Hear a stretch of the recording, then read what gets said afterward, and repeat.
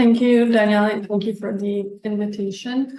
So my presentation is going to use the times modeling framework as an example of a hybrid framework. Hybrid because it's part open source and part commercial. So it's kind of a unique use case, I would say. So I'll just begin by telling you a bit about what is times, because I'm going to assume many of you have maybe not heard of it. And then I'll talk about some of the benefits and challenges and try to make it more general as well, as Hassan did, talking a bit about the benefits and challenges of open source, and then how we can address some of these challenges. So I think some things will resemble what Hassan said and others might be a bit different.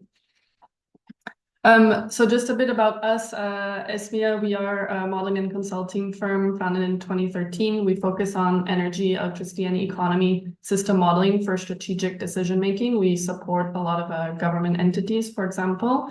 We also work quite closely with researchers and universities.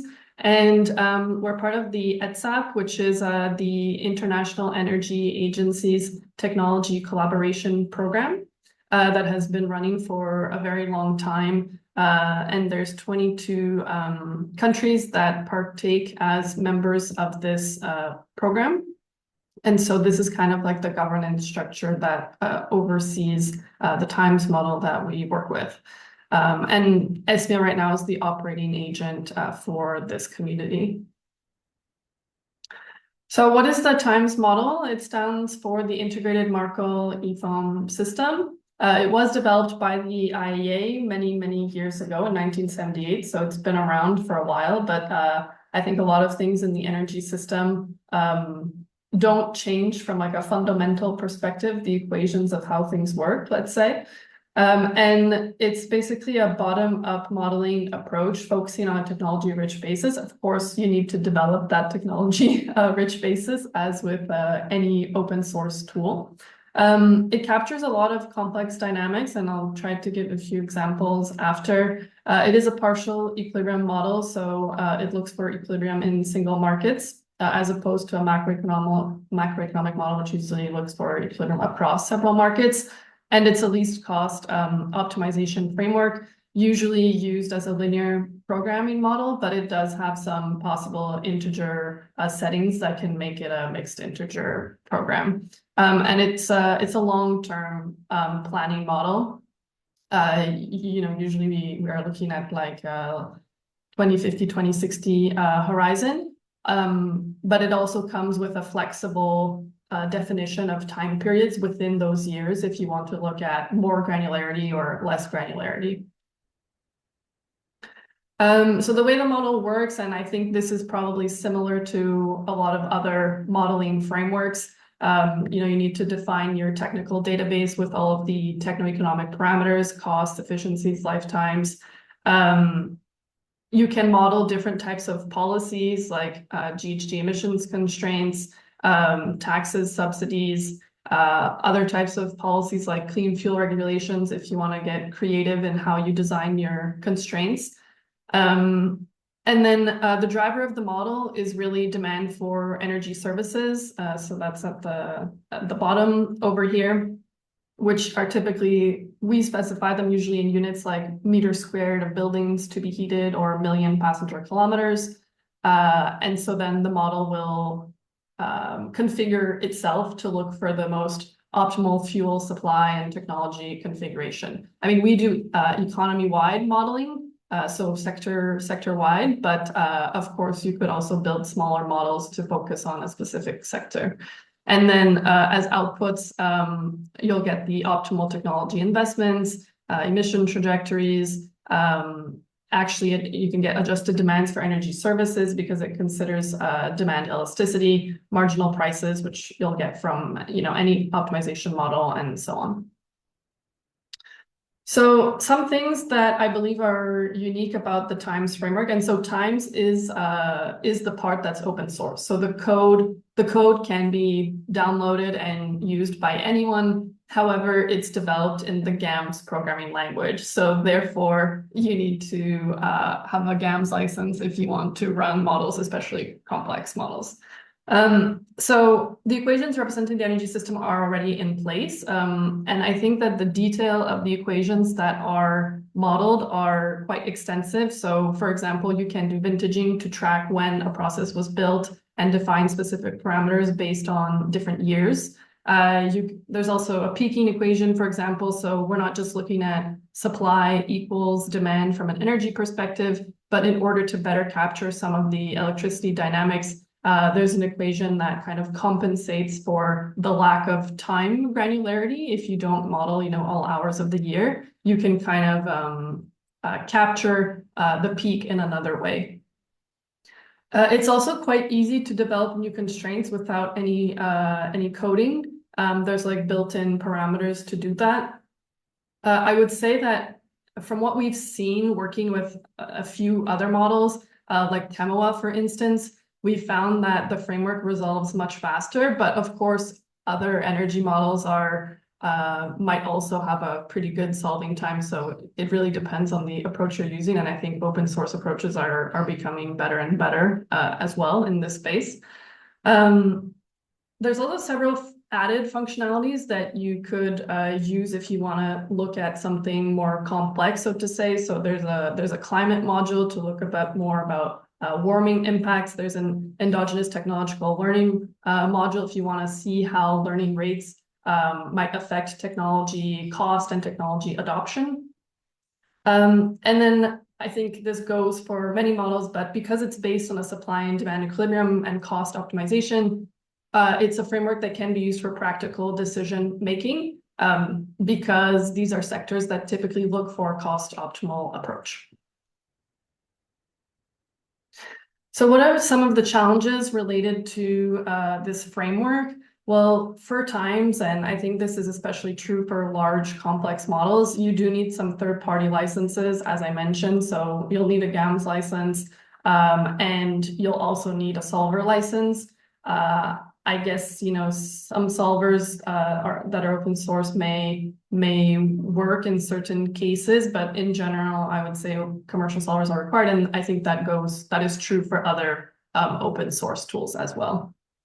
The second point is that, this model, it's a wealth of equations, but you still need the data to configure the equation. So again, you need to build up that data set either from other existing public data sets that might be out there or from scratch. And so that really becomes, I would say, the value add. And like for SVIA, that is like what we consider to be our IP. That is our model. It's the data behind the model.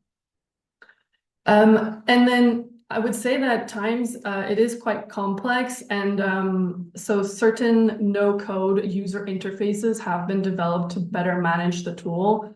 GAMS provides Miro for free, but I would say it works really for more simple models. There is a commercial user interface that I would say works better for complex tools.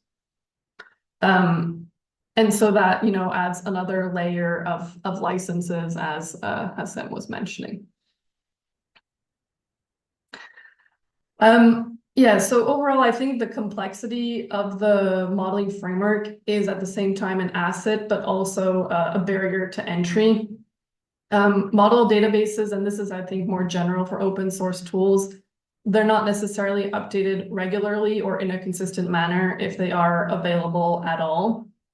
Quality assurance might also be a challenge to make sure it's done systematically. And if you have a governing body in place, that can be helpful for that.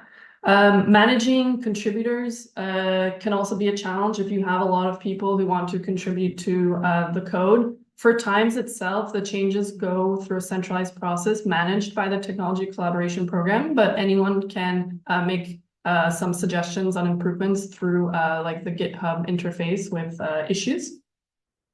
Getting started can be a time investment. I think getting started by your own for maybe certain people with less experience in optimization modeling might be a challenge, and so training can be required, and that training usually is a paid-for service.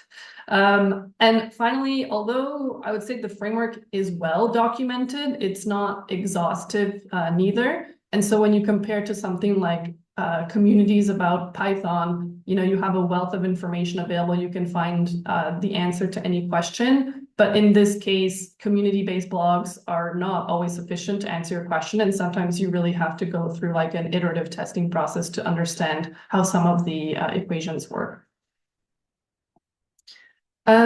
For times, I think one of the advantages is that the model governance is quite well established. So as I mentioned, the Technology Collaboration Program of the IEA has been maintaining the code for over 50 years. And so there are contracting parties, 22 of them right now, that provide funding to maintain the model and to develop projects around the model. And I think that's a big advantage. It's used worldwide, I think by about 70 countries right now. And there's been over 1,000 publications that have been published. So I think publications in general and use by the academic community for open source tools is also something that can help to show that the approach is robust. And as I said, documentation is available. It is very long. It's extensive, but not necessarily comprehensive. So how to overcome some of the challenges that I mentioned. So I think the use of open source tools in the academic community is a good way to get young modelers to learn the framework, to share different case studies through publications, and to spread knowledge about these frameworks through conferences. ETSAP or any governing body can serve as a coordinator. And in the case of Times, they promote knowledge sharing through biannual meetings where people have the chance to present about innovative approaches using the framework. In terms of continuous improvement and tools development, ETSAP is constantly pursuing improvement to increase accessibility, which is one of the points that Hazem mentioned.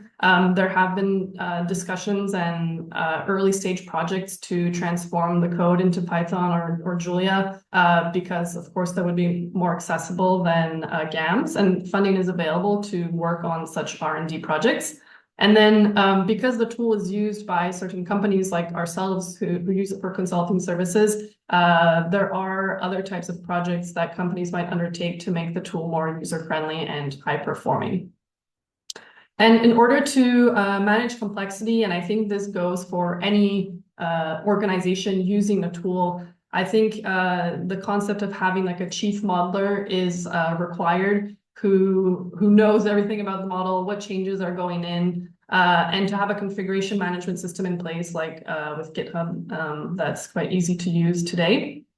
Quality procedures are also very important, with back-to-back verification testing, as well as continuous data updates are required to ensure that the technologies that are being modeled are still in line with the latest literature or developments in the industry. And I think these things are required if a tool is going to be used to support decision-making, for example, by governments. It's very important that what's going in and coming out of the tool is aligned with reality.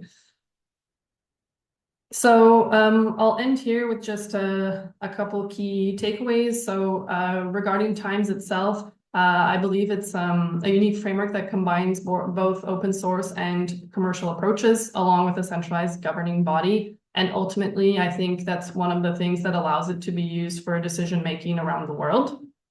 Nevertheless, there's many other modeling communities that are active today with the mission to develop and maintain open source tools. And I think individual organizations themselves can contribute to each of these tools, setting up their own internal governance structures to ensure that within their organization, they have high data integrity, good model quality, and that there's knowledge sharing between these organizations.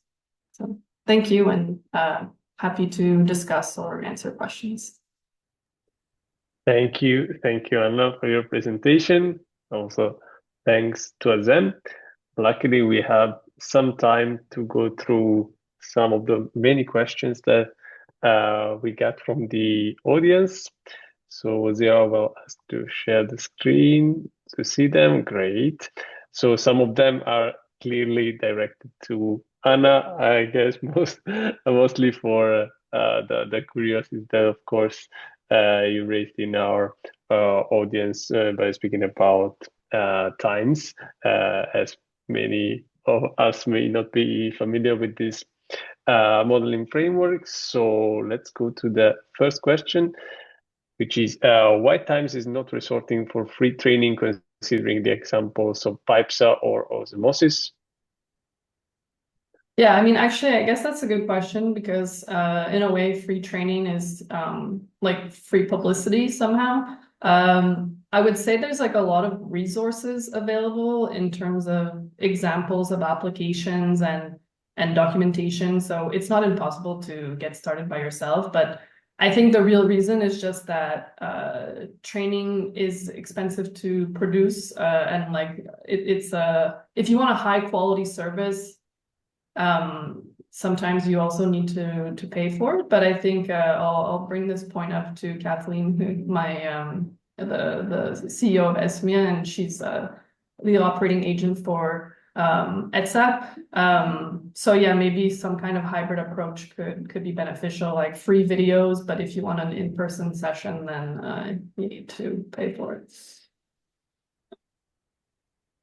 Thank you. And on this point, actually, maybe Azem will want to add something also on this regarding what happens in the PipeSum itself community. But like, for instance, we also have some tutorials for PipeSum Earth or in general PipeSum models, but actually from feedback session that we had earlier, it was highlighted that there is the need for more and more of this because they're never enough, especially once you can get all the basics of the models, but then going in deep, of course, things become more and more difficult, and you need more resources.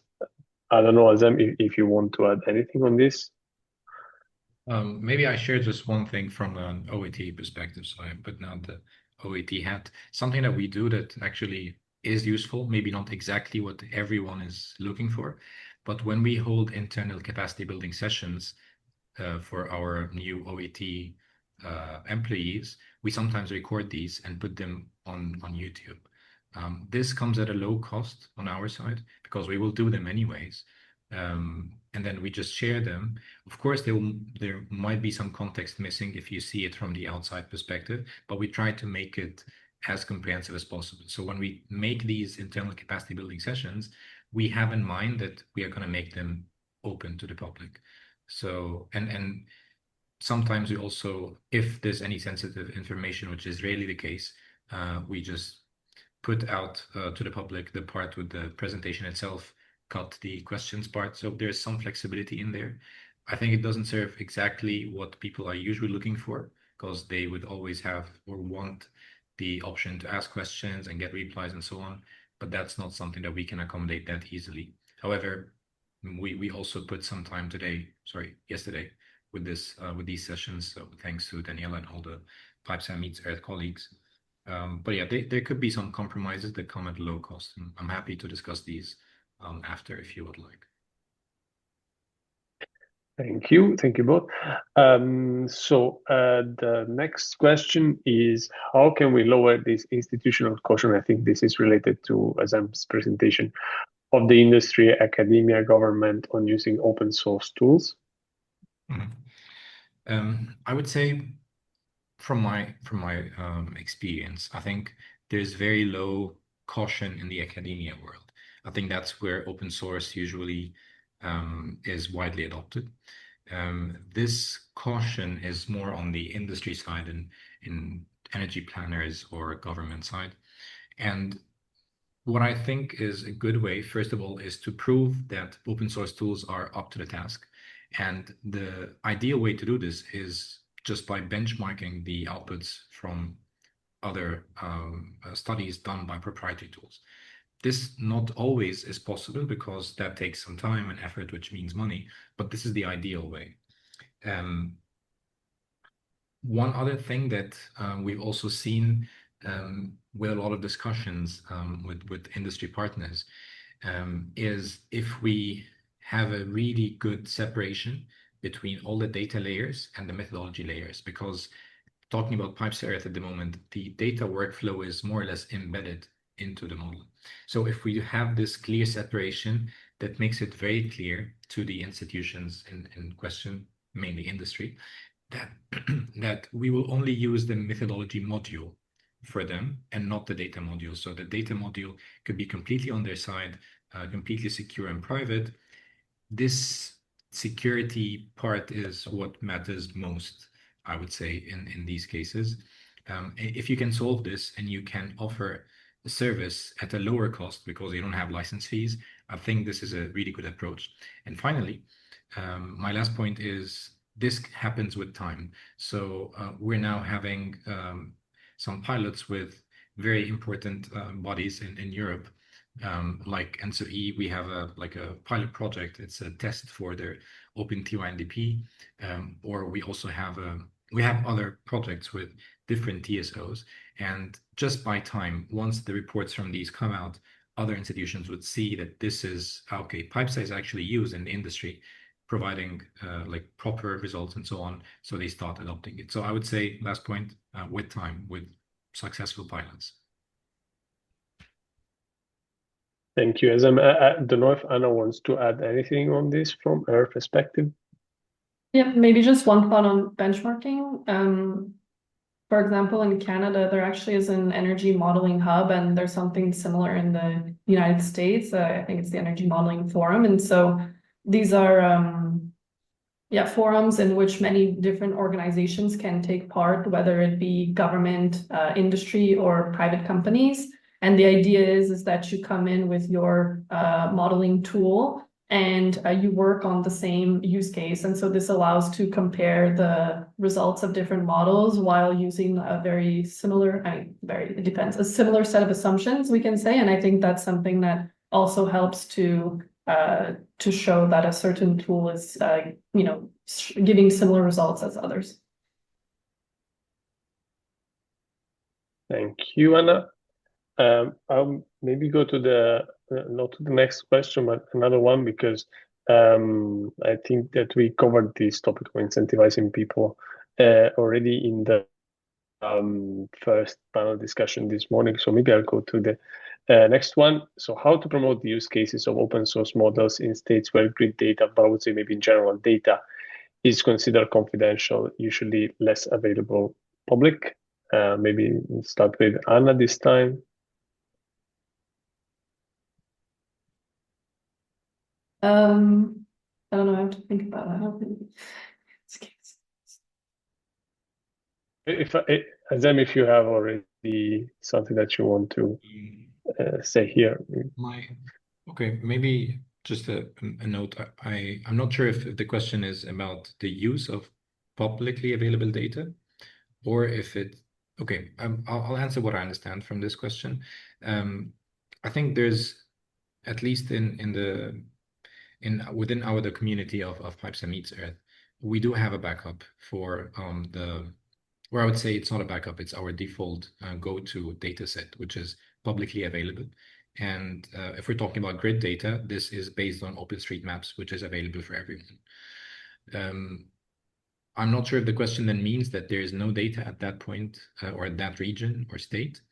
This is something that we usually can handle by communicating to the OSM people or our Map Your Grid initiative. And if there's a specific use case we would like to tackle, we ask them, how's the data at the moment on OpenStreetMaps? Could they improve it? Is there any blockers? If not, then we do use this data for that. And of course, proprietary data are usually better, especially coming from TSOs, but there's usually little collaboration in terms of opening it up such data sets. So I hope that at least tangentially covers the question.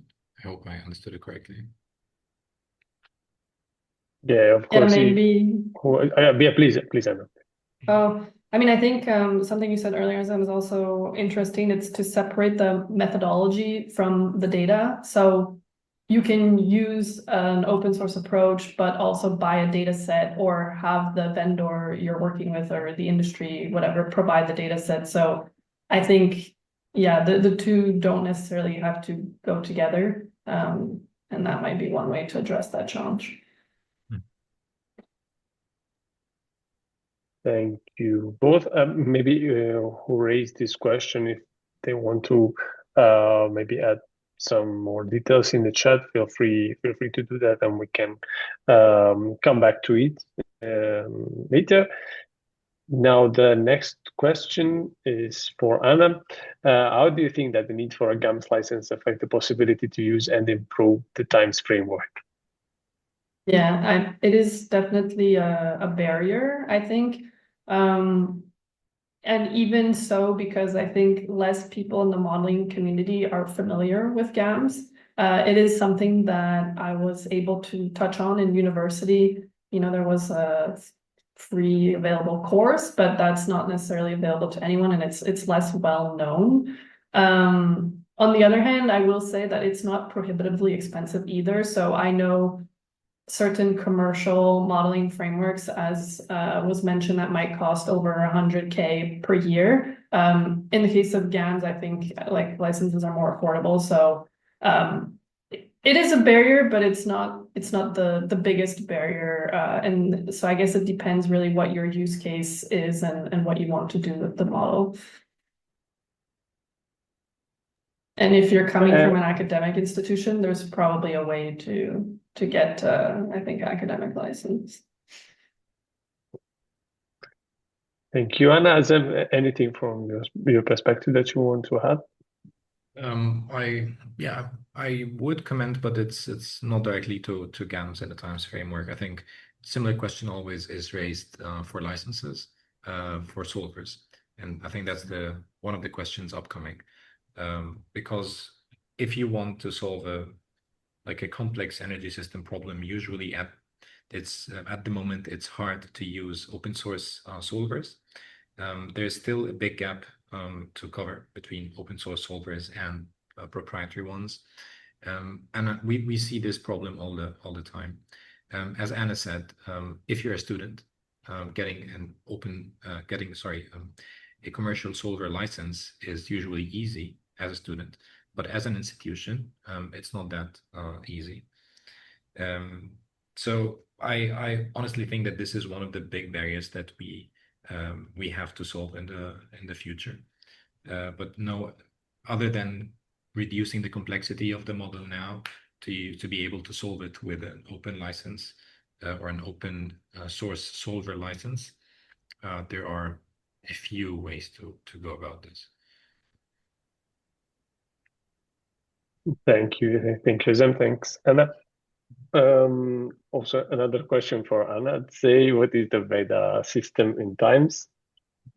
Yeah, I avoided talking about it just not to promote too many commercial tools, let's say, but it's a user interface for the model that makes it easy to manage all the inputs and outputs. So I would say it's especially useful for complex models like economy-wide, nationwide tools. It's really like a no-code interface, and one of the things you can do is that you can configure all your data in various types of Excel tables that are quite flexible in terms of the way they are defined. And this software will read them into like a standardized format for the modeling. You can also configure your scenarios in the software and then extract the results. So you basically never have to interact with GAMS itself if you're using this interface. Yeah, I don't know, Zem, if you want to add anything here, but maybe one thought that comes up to my mind is about missing graphic user interface for PipeSum models, which would be definitely helpful, and that this Veda is actually covering for times. So yeah, I don't know if you have anything to add on that. Okay, great. Now since there is a live question to Azem, but maybe if you want to answer in the chat, I will go to the last question actually. Is there active collaboration between open source tools to meet frequently and find common points to move together instead of working in parallel? Which I think is definitely interesting and the core actually with this discussion that we're having now. The first thing that comes to mind is the Open Mod Initiative. Maybe we can put the link to the chat at some point. Also maybe one more thing that we've worked on in the past few weeks is a tool that tracks all the ongoing tool development. So it's called OpenMod Tool Tracker, which then tracks all the tools, gives new users and also students and researchers a good overview of the ongoing open source tool development, which one is fit most for each use case. And this is something that one could start from. And in terms of the collaboration, I would say OpenMod Initiative is at the forefront of these efforts. There is usually a yearly, or I think twice a year, workshops where people can share the innovations happening with the tools that they're developing, share ideas and network and so on. I recommend everyone here to wait for these announcements, apply for them, hopefully get a spot and present their work with either pipes, Temois, Times, any kind of open source tool. Anna, do you have maybe thoughts also on that?